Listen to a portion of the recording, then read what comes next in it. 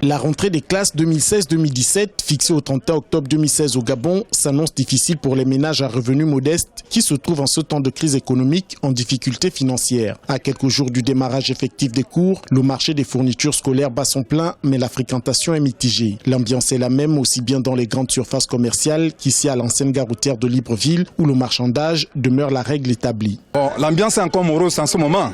Bon, vous savez, plus nous avons les fonctionnaires ici, on espère que d'ici le 30, les parents vont s'embarquer tellement ici chez nous. La crise pétrolière en ce moment, un peu partout. Surtout que le Gabon, c'est un pays producteur de pétrole. Mais à notre niveau, nous avons pensé à ce problème-là et nous avons vu les prix à la baisse. Donc tous les parents à tous les niveaux peuvent trouver les comptes chez nous. Chez nous, les prix varient.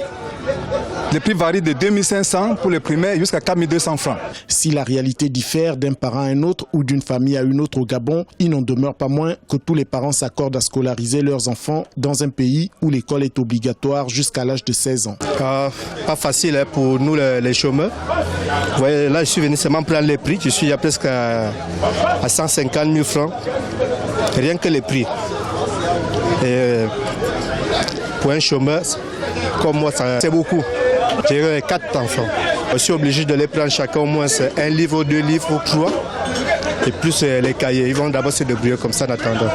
Je suis venu préparer la rentrée de mes enfants. On se bat, on fait avec le peu qu'on a. Oui, mes fournitures scolaires sont déjà prêtes. Oui. Puisque j'ai à payer la moitié, il ne manque que quelques petites choses. Selon les libraires, les prix des manuels scolaires ont été revus à la baisse à hauteur de 5 et 10%. Un point de vue réfuté par les parents d'élèves. Pour rappel, l'administration élabore actuellement les emplois du temps et autres formalités administratives pour une rentrée effective des classes dans les établissements publics le 31 octobre 2016 sur l'étendue du territoire national.